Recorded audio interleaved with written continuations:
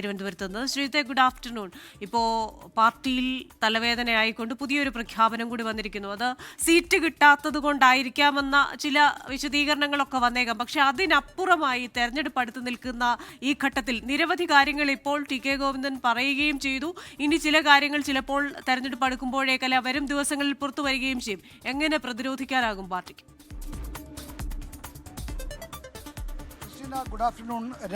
മൂന്ന് പ്രധാനപ്പെട്ട കാര്യങ്ങൾ ഉയർത്തിവിട്ടുകൊണ്ടാണ് ടി.കെ. ഗോവിന്ദൻ്റെ വാർത്താ സമ്മേളനം കണ്ണൂരിൽ സമാപിച്ചിരിക്കുന്നത്. അദ്ദേഹം ഉന്നയിക്കുന്ന ആക്ഷേപങ്ങൾ തീർത്തും നിസ്സാരമായി തള്ളിക്കളയാൻ കഴിയുന്ന കാര്യങ്ങളല്ല.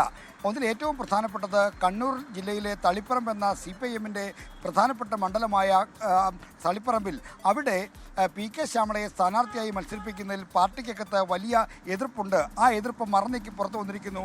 CPIM-ൻ്റെ ഒരു ജില്ലാ സെക്രട്ടേറിയറ്റ് അംഗം തന്നെ അത് തുറന്നു പറഞ്ഞിരിക്കുന്നു എന്നതാണ് ഈ വാർത്താ സമ്മേളനത്തിൻ്റെ ഒന്നാമത്തെ പ്രസക്തി. അദ്ദേഹം സീറ്റ് ആഗ്രഹിച്ചോ അല്ലാതെയോ എന്തുമായിക്കൊള്ളട്ടെ, എന്നാൽ പി.കെ. ശ്യാമളയെ MP ഗോവിന്ദൻ്റെ പിന്തുടർച്ചക്കാരിയായി അവിടെ മത്സരിപ്പിക്കുന്നതിനെ ചൊല്ലി പാർട്ടിക്കകത്ത് എതിർപ്പുണ്ട്. ആ എതിർപ്പ് ഉയർത്തിയവരിൽ ഇപ്പോൾ തെരഞ്ഞെടുപ്പ് കമ്മിറ്റിയുടെ ചുമതല വഹിക്കുന്ന P. ജയരാജൻ അടക്കമുള്ള ആളുകൾ ഉണ്ടായിരുന്നു എന്ന കാര്യമാണ് ടി.കെ. ഗോവിന്ദൻ തുറന്നു പറഞ്ഞത്.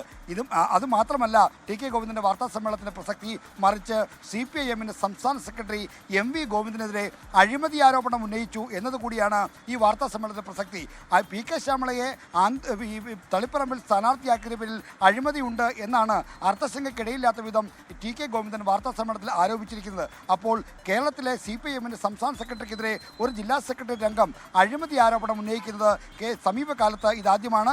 പാർട്ടിക്ക് പുറത്തുപോയവർ പലരും അഴിമതിയെ പറ്റിയുള്ള ആക്ഷേപങ്ങൾ ഉന്നയിച്ചിട്ടുണ്ടെങ്കിലും നിലവിൽ ജില്ലാ സെക്രട്ടറി അംഗമായിരിക്കുന്ന ഒരാൾ, അതും കണ്ണൂരിൽ നിന്നുള്ള ഒരാൾ തന്നെ ഇത്തരമൊരു അഴിമതി ആരോപണം പൊതുവേദിയിൽ വന്ന് ഉന്നയിക്കുമ്പോൾ അതിൻ്റെ ഗൗരവം വലുതാണ്. അപ്പോൾ പാർട്ടി സെക്രട്ടറി സംശയത്തിന് നിഴലിലായിരിക്കുന്നു എന്നതുകൂടിയാണ് ഈ വാർത്താ സമ്മേളനത്തിൻ്റെ മറ്റൊരു രാഷ്ട്രീയ പ്രത്യാഘാതം എന്ന് പറയുന്നത്. അങ്ങനെ ഇത് മാത്രമല്ല, CPIM-ൻ്റെ നേതൃനിരയിൽ നിന്ന് ഓരോരുത്തരായി പാർട്ടി നേതൃത്വത്തോടെ കലഹിച്ച് പാർട്ടി തീരുമാനങ്ങളോട് വിയോജിച്ച് പുറത്തേക്ക് വരുന്നു.